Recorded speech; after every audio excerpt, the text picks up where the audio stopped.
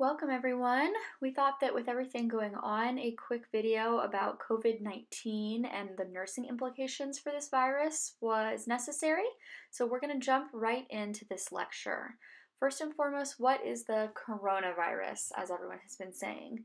Well, it's a viral illness, nothing new there. The virus that is causing coronavirus is SARS-CoV-2. This stands for Sudden Acute Respiratory Syndrome Coronavirus 2. So this virus is what's actually causing the disease COVID-19. COVID-19, which people have been calling coronavirus, is the disease itself, and then this SARS-CoV-2 is the virus causing it. It's the same type of virus that causes the common cold, influenza, all of those are viral illnesses, but this is a novel virus, meaning that we haven't seen it before. It's new, it's novel to us. And it's typically developing into pneumonia and even causing sepsis in some patients. We're seeing a lot of patients, especially the elderly, becoming very, very ill and requiring ICU care. So that is the basic about what the virus is. Let's go into some transmission information because we need to know how it's spreading to know how to stop it, of course. Okay, the coronavirus or COVID-19 is being transmitted from person to person via droplets. These droplets are coughed, sneezed into the air, and then exist on another surface or are picked up by another person directly from the person who coughed or sneezed those droplets. Like we said before, it's novel, it is new to us, so we don't have immunizations or preventative measures yet. Because this virus is being transmitted via droplets, what type of isolation do we need to initiate for coronavirus patients? Droplet precautions. Now, I will say this is a bit of an area of debate right now. The coronavirus situation is evolving day by day. There's new information coming out. As of today, the CDC is recommending droplet precautions for coronavirus patients. Now, I'll say the hospital that I am currently working at is using airborne precautions. There's a bit of a debate whether that's necessary and if we do need to be wearing the N95 masks. The debate comes down to whether or not the particles, the droplets of the coronavirus, can exist and survive in the air. If they can, then we need to be wearing our N95 masks to protect ourselves. But we're not sure yet. Unfortunately, as this is a developing situation, the protocols are evolving and there's just a lot that's changing day to day. As of this recording, the World Health Organization and the CDC were still recommending droplet precautions for the COVID-19 patients. The biggest things to know is that coughing, sneezing are the way we make those droplets, so we need to be educating patients about avoiding those droplets so that they avoid transmission. The next thing I want to talk about are at-risk patients. This is going to be anyone who has a weakened immune system. Very fortunately, for those of us who are young and healthy, if we do contract COVID-19, more than likely we are not going to become critically ill and we are going to survive. To date, there have been no deaths in patients under 18 years old. Healthy kids, healthy young adults are not really suffering from this. It is the elderly and those with weakened immune systems that are getting hit hard.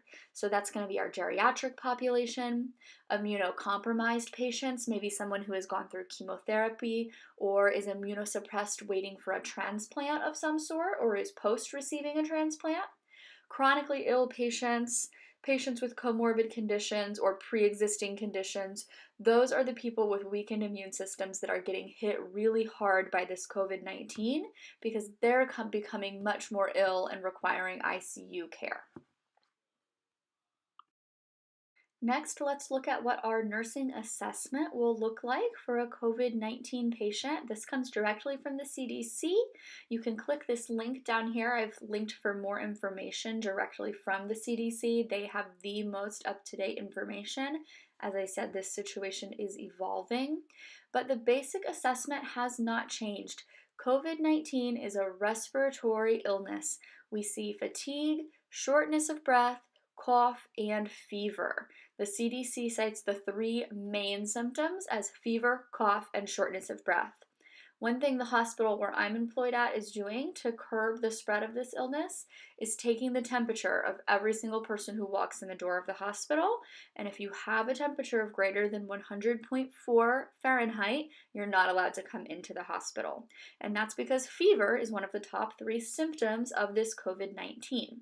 So for people who are like, oh, I have a sore throat or itchy eyes, my stomach is upset, they're worried, none of that is a clinical indication that they may have COVID-19. It is a complete respiratory illness.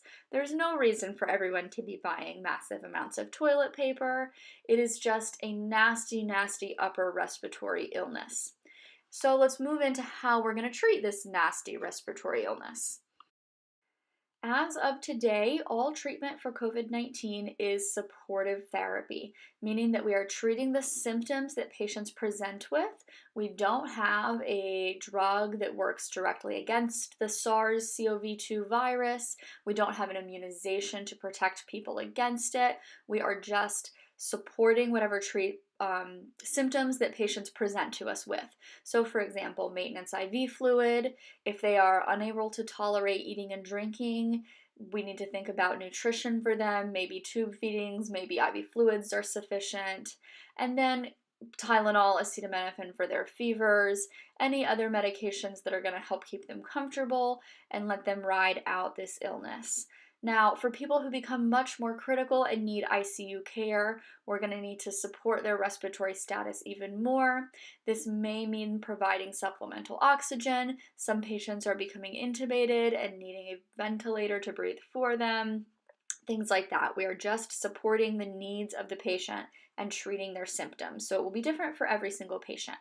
We do want to maintain our droplet precautions, but remember, as I said before, it is up for debate whether we should be doing airborne precautions or just droplet. As of today, the World Health Organization is still recommending droplet precautions. And we do now have a PCR test to test for the virus specifically. Again, there has been a lot of controversy over the cost of this test. My hospital specifically is not testing patients if anything else on a viral panel comes back positive. So I think we're probably really underreporting how many cases of coronavirus are confirmed. Hopefully we'll be getting more news and more up-to-date testing soon, but the test is available. It is a PCR test. And last thing I wanted to say, again, under the treatment is prevention, prevention, prevention. The key here is hand hygiene, break the chain, and stop the spread of this virus. That's a great segue into one of our last pieces, education. Again, I just can't say enough how important it is to teach people to stay home, wash your hands, protect yourself from droplets. That is going to include coughing into your elbow, avoiding large crowds, staying at least 6 feet away from people so that if they do cough or sneeze, you don't have any contact with those droplets. If you avoid contact with the droplets that are infected with the SARS-CoV-2 virus, you are not really at risk. If you're washing your hands, you're staying home, you're not going to come in contact with it, and that is how we slow down the transmission of this virus. You also want to teach people that if they're feeling ill, tired, if they have a cough, fever, or shortness of breath, any of those signs that the CDC says are a sign of coronavirus, they need to stay home. Schools are closing, people are working remote, restaurants are closing, all sorts of things are closing. And if people don't start staying home, we're really going to see the transmission take off here in the next couple weeks. So drive that home with your patients. A fever for these purposes is going to be anything greater than 100.4 degrees Fahrenheit. If they ever have a fever more than that, stay home, stay home, stay home.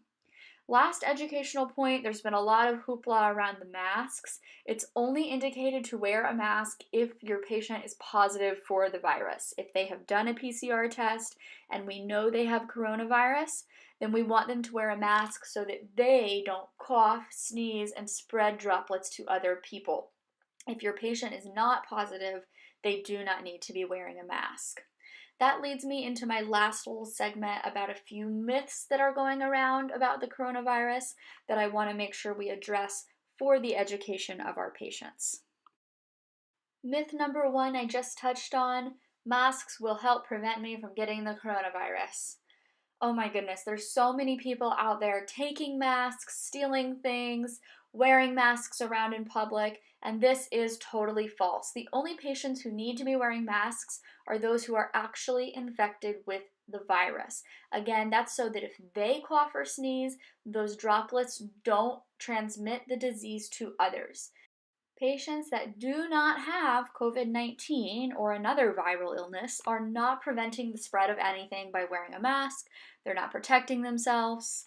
It's no good. We need to save those resources for our healthcare providers on the front lines. So, really discourage your healthy patients from wearing masks. Second myth, I can reuse a mask to avoid getting sick. Reusing masks is dangerous. There's bacteria and viruses and germs and gunk that lives on those masks. You've been breathing in and out on it for hours. It's gross. That can actually cause you to become ill if you're reusing that and wearing it for days and days. So if somebody is adamant that they're going to wear a mask, don't make them reuse it for days and weeks on ends because it's just gross. Third myth, there are medications I can take to prevent coronavirus. Unfortunately, that is false as of now. We don't have medications to prevent, we don't have an immunization. Treatment is just supportive, as we mentioned in our intervention slide. The best way to prevent coronavirus is simply hand hygiene, staying home, stopping the transmission.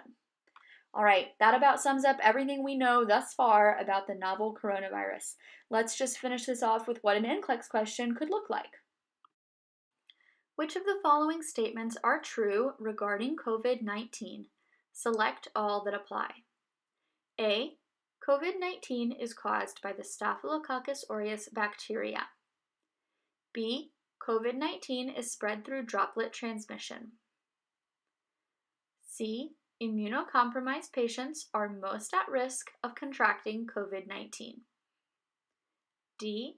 Headaches, malaise, and loss of appetite are the most common symptoms of COVID-19.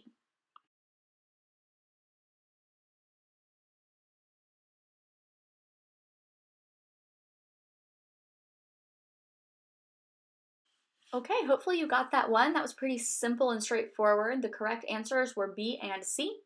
B was correct because COVID-19 is spread through droplet transmission. This means when someone coughs or sneezes, the secretions have the virus and can infect another person. The droplets can also live on a surface and then be transmitted to another person. Droplet precautions should be used by healthcare personnel, but remember, some hospitals are using airborne precautions. That is a bit up in the air. We do know, though, that COVID-19 is spread through droplets. C was your other correct answer. That was correct because the patients that are most likely to suffer from COVID-19 are those who are immunocompromised and have a weak immune system. These would be the geriatric population, the chronically ill, patients going through chemotherapy or other cancer treatments, and patients with pre-existing conditions. Young children was originally included in there, but they are not really suffering as much from COVID-19 as other populations. That is healthy young children. The children that we've been seeing in the PICU are those with coexisting conditions like CF or CP and that already have weakened immune systems. Like I mentioned before, to date, no one under 18 has died from the coronavirus. A and D were your incorrect answers. For A, COVID-19 is not caused by Staphylococcus aureus bacteria. This should be an easy one because you see that word bacteria right there and you know COVID-19 is caused by a virus. The name of the virus causing it, once again, is the SARS-CoV-2 virus, which stands for Sudden Acute Respiratory Syndrome Coronavirus 2. Because it is a viral illness, antibiotics will not be effective whatsoever. Staphylococcus aureus bacteria is a dangerous gram-positive bacteria. It often causes skin infections, staph infections, but it is not what is causing COVID-19. D was your other incorrect answer. These symptoms listed were not the most common symptoms of COVID-19.